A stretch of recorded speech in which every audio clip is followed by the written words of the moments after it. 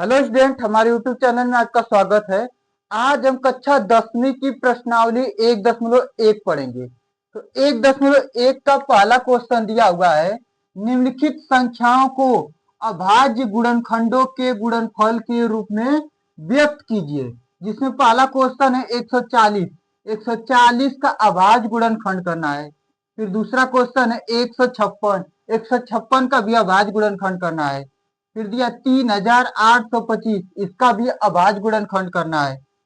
5005, इसका भी अभाज्य गुणनखंड करना है। और पांचवा हमारा क्वेश्चन है 7429, इसका भी अभाज्य गुणनखंड करना है। तो चलिए 140 का अभाज्य गुणनखंड करते हैं। 140 का अभाज्य गुणनखंड करने के लिए 140 को हम लिख लेंगे, ठीक है। अब 140 में सबसे छोटी संख्या से भाग देते हैं। तो सबसे छोटी संख्या क्या है? 2। 2 से भाग जाएगा 140 में, तो 2 से भाग देंगे 140 में, तो 2 सत्ते 14 और 0 कम 0 हो जाएगा। फिर 2 से भाग देंगे 70 में, तो आ जाएगा 35 आ जाएगा। अब 35 किससे कटेगा? 5 से कटेगा। तो 5 से भाग देंगे तो आएगा 7। फिर 7 से भाग देंगे 7 एकम 7, ठीक है। तो 140 का अभाज्य गुणनखंड आ गया क्या? 2, फिर 2, फिर 5, फिर 7। तो 140 बराबर हम लिख सकते हैं 2 गुणे 2 गुणे 5 गुणे 7 लिख सकते हैं। अब 2 कितना बार है? 2 बार है, तो 2 की घाते 2 लिख सकते हैं। गुणे 5, 5 एक बार है, तो 5 की घाते 1 लिख सकते हैं। गुणे 7, 7 एक बार है, तो 7 की घाते 1 लिख सकते हैं। चाहे नहीं लिखेंगे तब भी सही रहेगा, ठीक है स्टूडेंट। दूसरा क्वेश्चन है 156। 156 का अभाज्य गुणनखंड करना है। तो 156 का अभाज्य गुणनखंड करने के लिए 156 को लिखेंगे और सबसे छोटी संख्या से भाग देंगे। तो 2 से भाग जाएगा इसमें, तो 2 से भाग देंगे 156 में, तो 2 सत्ते हो जाएगा 14 और 2 अठे हो जाएगा 16। फिर देखेंगे 78 में किससे भाग जाएगा? 2 से जाएगा, तो 2 से फिर भाग देंगे।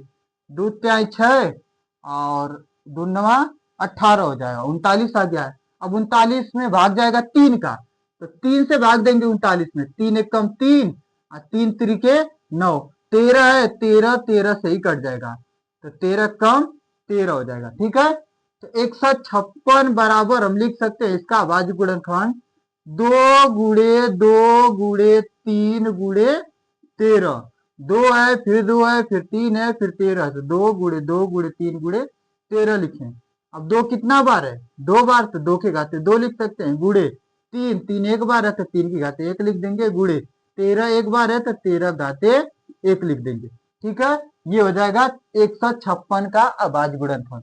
अब तीसरी संख्या है 3825। तो 3825 का अभाज्य गुणनखंड करेंगे। 3825 का अभाज्य गुणनखंड करने के लिए 3825 को लिख लेंगे। 3825 को लिख लिए। अब इसमें भाग देंगे, देखेंगे किस संख्या से यह कटेगा। 3825 कौन सी छोटी संख्या है जिससे यह कट जाएगा, ठीक है। तो 3 से भाग देंगे। 3 से भाग देंगे 3 एकम 3, 3 दूना के 6 हो जाएगा, 3 सत्ते 21 हो जाएगा और 3 पचे 15 हो जाएगा। फिर 3 से भाग देंगे।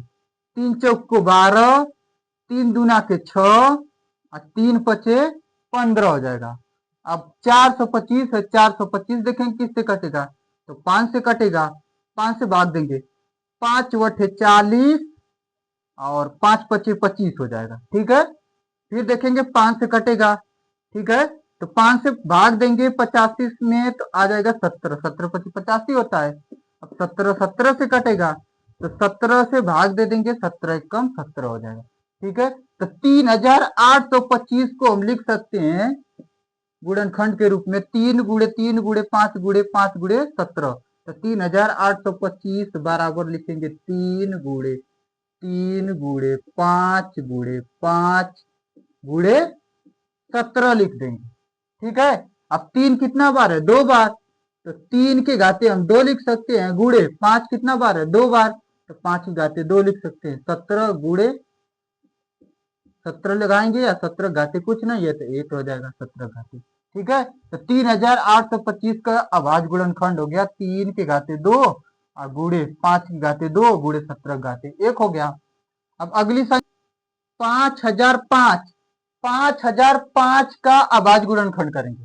तो 5005 को लिख लेंगे, 5005 लिख लेंगे और इसका अभाज्य गुणनखंड करेंगे।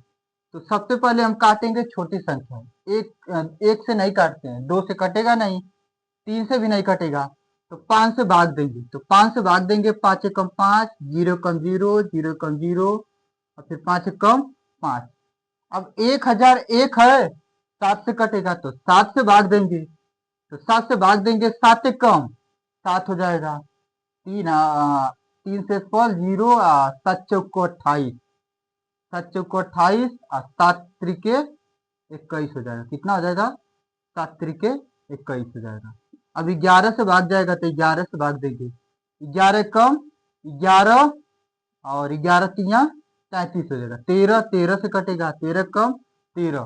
तो 5005 का अभाज्य गुणनखंड लिख सकते हैं, 5 गुणे 7 गुणे 11 गुणे 13। 5005 बराबर लिखेंगे 5 गुणे 7 गुणे 11 गुणे 13। ठीक है, ये हो जाएगा इसका अभाज्य गुणनखंड। अब अगली संख्या है 7429 का अभाज्य गुणनखंड करेंगे। 29 का अभाज्य गुणनखंड करेंगे तो 7429 को लिख लेंगे।